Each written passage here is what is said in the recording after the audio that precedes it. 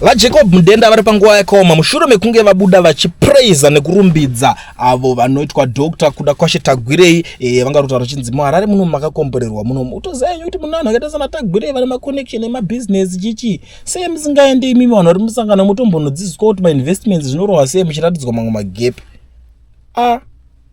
umwe akasumuka zvikandisaka radhirira vapfumi varombo chete tichavaona kupi vachabudawo vachitaurawo zvinhu zvine musoro zvinoteerereka saka makuti kuti vanhu vese vane mari ndo vega vakungotaura ere vanhu vanga kuzongoresponda wangoti saka nyaya dzacho dzava kungoti vane mari chete vange vari pamberi nyaya dzekuzanupef dzinonetsa vedu uye vamwe vakati ndo bootlicking dzatete tichiramba idzodzo zviri kumbotaurirwe chii zviri kudii nyaya dzacho pari kupisa hazvina kumira zvakanaka muri yeZimbabwe ende ndiri kunzwawo futi imwe nyaya sorry zvenyu ndichangotiraya kudzimixa pari kunzi zvoni your local constitution defenders have just received a deposit of 1.5 million to abandon their plans on technical grounds.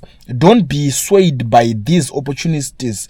They are going to court, the same court they claim is compromised. 2030 is a done deal. It's time to look ahead to 2050. That's Honorable Killer Zivu. Ndo mashoko ari kubuda ari kutaura nanchaziye zivu zvautore zvivile ndachakakwana ibo ndatoda kuona kuti kana ane proof of transaction obudisa katichiona proof of transaction but chinonetsera vanhu vese munhu chero akambogara ZANU-PF vanogona kunyeba maiwe propaganda dzacho unoziva kuti vanhu ZANU-PF vanotoyachira nepropaganda dzachembera unoziva kuti idzi propaganda takamborohwa nadzo izera repropaganda idzi totoziva kuti iyi type yepropaganda yekwana Jonzo iyi ndeyekwana Ningi iyi ndeyekwana Ningi even though iriko zvaya mazuva ano iri bit week yananiki mangwana ava yasati vanyatsochijaira kuchirova chinhu chacho ichocho but it's something chekuti zvinenge zvichingonetsanwa mupati mavo imomo vachingoenda vakadaro handiti but regai tipinde pane nyaya imwe yandiri kunzwa panapa yandiri kutambira muri yeZimbabwe muchatiregererawo nyaya dzacho dzakati rebei ende dzakati wandei iri kubuda neInternational Cables Network iyo ndeyo yana Nevers Masquerase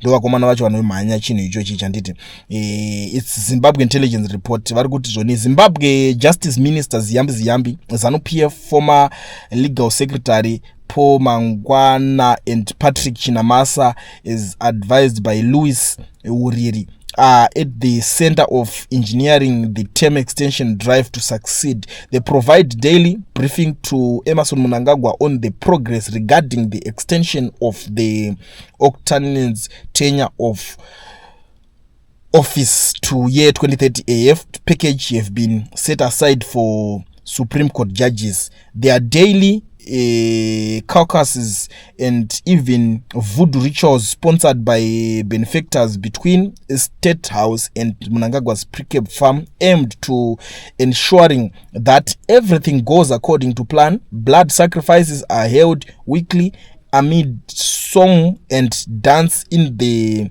death of a night in the farm to ensure nothing is left to chance.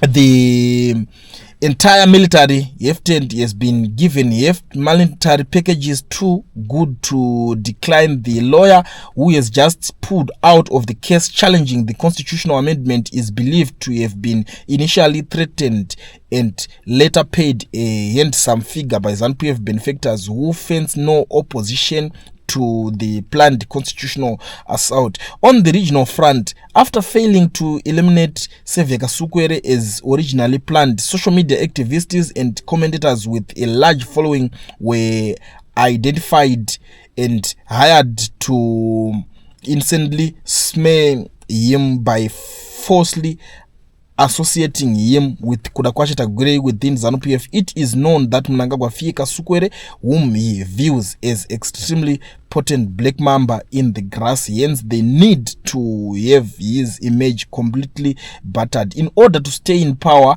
the unpopular Mnangagwa, who lost the 2023 elections to opposition leader Nelson Chamisa by a 30% margin, had to depend on lobbying by a group of technocrats led by Kasukuwere, who managed to broker a deal with the now compromised opposition leader.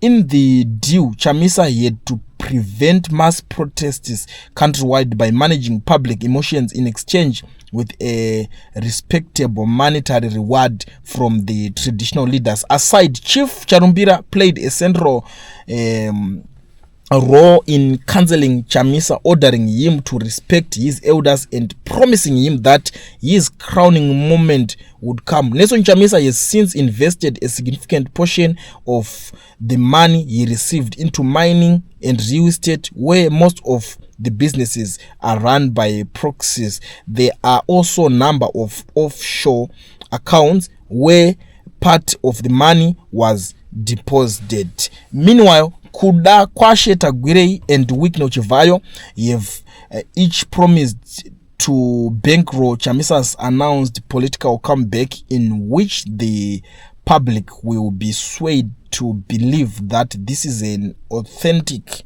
opposition.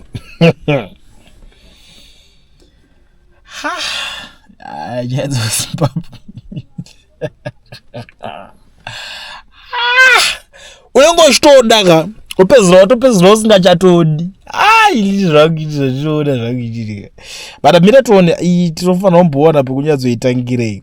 I'm not sure kana zvinhu zviri zvechokwadi kana zviri zvekuumana, but inini chandingodira nyaya dzepolitics dzekuzimbabwe ndechekuti paunoona pachipfungaira chiutsi pese, handiti gara uchitsvaga kuti moto wacho uri kubvira papi, handiti, because there can't be smoke without fire. Chiutsi hachingopwititiki pasina pari kubva moto, saka tinotsvaga kuti saka moto wacho chaiwo uri papi. It's either zviri real kana kuti not real. But inini chandinoda kuzivisa vanhu vezimbabwe nhasi ndechekuti Kasukuwere naChamisa vanhu ivava havawirirani. Saka ukanzwa pese pari kusimbiswa Kasukuwere, ziva kuti panenge pachipiswa Chamisa.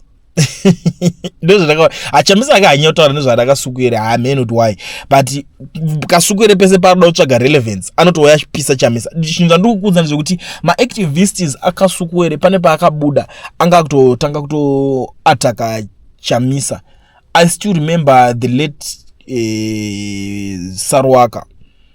Pane madhezi pakatobuda akatoposta it's on his ex, and amunotarisa akati zvigananda are happy for nyaya dzema-elections. Vaona kuti Chamisa adzoka because they know kuti Chamisa i-walk over. Vanongomuti chiro akawana 50%, akawana vanhu mavhotsi 10 million, izvo zvigananda zvinobva zvazviti saka iwo 10 million ndo dzako, isusu bva tine 20 million. Mukuzviona.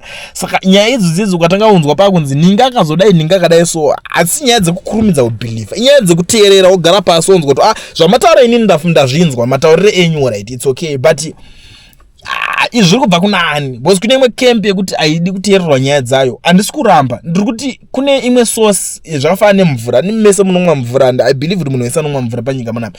Mvura ukaiona iri murwizi, undori neimwe kakuidhauta kuonoita kana kuti andoitsvagira plan kuti ikwanise kunge ichita se ichimwika, but ukaona yakubuda nemuchemba manje imvura iri kutotonhorera, but wakutoza kuti yes imvura, handisi kuramba, but iyi haichamwike yakunetsa. This is the same thing chekuti nyaya unoona iri kubuda kune imwe vanhu vakavengana tumafactions tusina musoro wese, because nyaya dzichi dzakubuda Kasukuwere wacho anenge achinzi futa achiri kushanda nezvaNPF yacho ari kuitisa vanhu zvinhu zvekunyeba. Ndo nyaya dzinodzoka dzotemesa vanhu musoro idzodzo, ende vanenge vachiti nehutsinye ari evil, ende kubva kudhara vanhu vatoziva kuti havamufarire mutesiwe handiti. But ukanzwa nyaya dzakuchianalyze pakutaronza aiwa uyu manje ukayo atori nani, because uyu hanzi ari kuzoshandwa naye akazopuwa mari kudai, so aumanata unotombobvunza kuti alright, ane proof yekuti akaona Chamisa achitambidzwa mari wacho ndiani? Pana nayo proof, because isusu hatidi kuzvinhu zvekungodzwa nemuromo isusu. Akati iye wachandobudawo futi vandikondotaura kuti ninga akapuwawo mari, umwe wobuda kuti ninga akapuwawo futi vanhu vacho vanongonzi ari kupuwa mari dziri kumbopuwirwa kuofisi ipiyo iri papi ofisi iri kuriziva mari, because mazira ndoita zvinhu zvamana kutaura chokwadi chaizvozvo. Vanhu vakawanda rotochema politics, unotoona munhu akatoshanda mahara vasinana chavakawana, kune maactivist akazara mujoza budo mugonza, vamwe vakatopera kutofa kutoenda, but vayanga torwa nenzara vachitotambura, wanzwisisa. Kutotonda vanhu vakawanda panonzi kuti ninga apuwa mari, ninga ari kudai, so imi dzinobudira kusaidi kupi? Vanhu vacho tikwanisa kunge tichibatsirikana tizorore. Zvimwe zvese zvekutaurwa zvitazvinzwa zvekuti muri kuzoti hanzi vari kuzobuda vachiita marituals vachiita se zvinhu zvacho ameno handizivi pamune muchizozvionera muriwo mune vanhu vanenge vachikutipirai vari mukati vari kusaidi ikoko, but aiwaka zvekutamba tichingoti everyday avanoita marituals vanozodai, so zvisisiri zvinyowani guys. What is the way forward? Zisoka pamuroyi pacho tione kuti zvinofamba sei. Can you do anything guys? Pane zvinhu zviri kuitika izvi, can you stop this the amendments, this amendment bill number 3 munokwanisa here kuti munokwanisa kutitawo something zvinobatika. I think ndozvinhu zvinonida kupuwa support muZimbabwe for now, because ndo anditi unongoona kuti vanhu havasi kuzvida.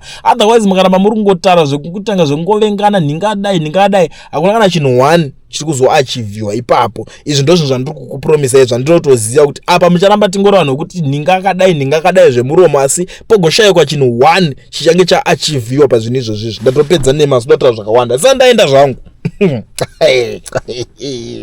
Imimba mazimba muchatituma kuti taurisa zvisizve, saka ndaenda zvangu.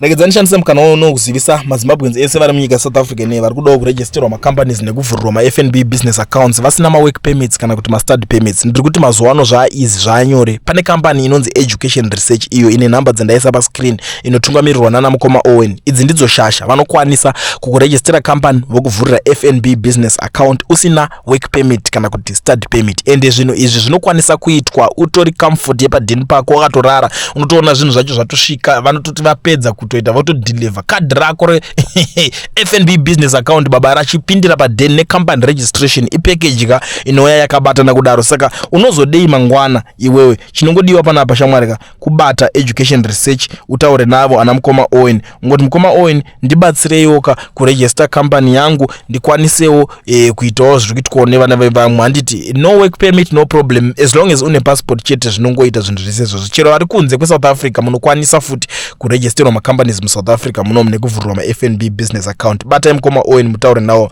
vakubatsirei vakuitirei.